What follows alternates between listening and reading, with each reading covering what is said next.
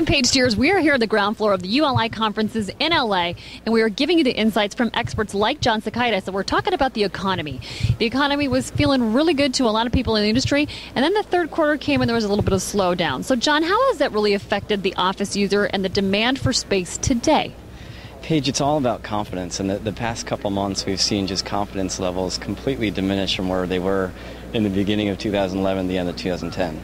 And I think a lot of people, corporates especially, were looking for some kind of long-term resolution with our own country's long-term debt and deficit issue, and that was never resolved. And so once we hit kind of late spring, early summer, that combined with the problems in Europe really, brought together a situation where it created a lot of stagnancy in the marketplace.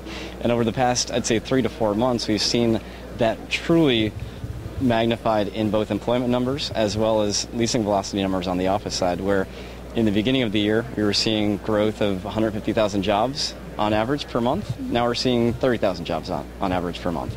We were seeing kind of leasing velocity levels continue to increase, and net absorption levels continue to go up. And in some of the key markets that we're tracking, like New York and DC, two of the leading markets, of course, for any trend across the country, we're seeing velocity levels on the leasing side just plummet from where they were last year. And that caused a little bit of concern for our future growth, absorption, and occupancy gains into the latter part of this year and into next year. Yeah, that's true. It's not painting a perfect picture by any means, John, but does that mean that every industry group is not providing growth? Because it seems like there's going to be some major pockets we're going to see some advancement. Are those still out there? There absolutely are. What I'd caveat, too, is we're still seeing growth. Is it as big? No. Is it as big as we forecasted at the end of last year? No, but we are still seeing growth, and it's largely being driven by those couple industry segments, energy and tech.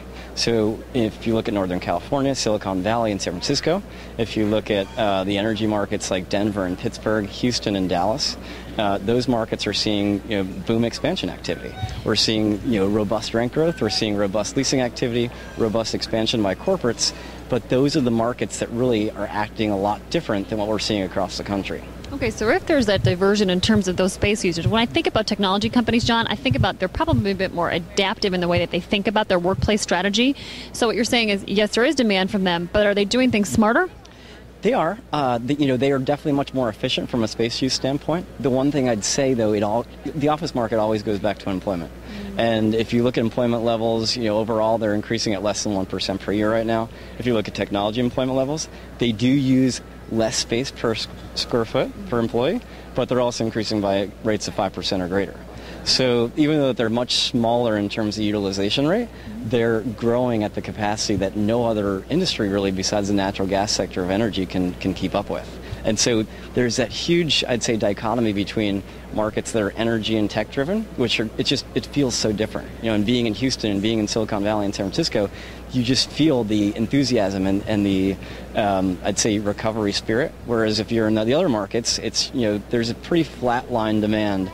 And the most important part, which is, again, integral to this recovery, is the confidence levels among corporates. Service companies, finance companies, et cetera, are just not where they were 12 months ago.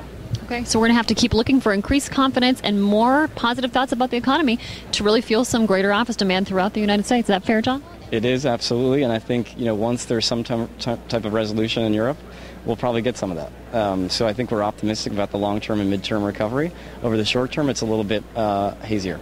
Okay, so good time to be an occupant still in the office industry. Thanks for joining us, John. Absolutely. Thank you.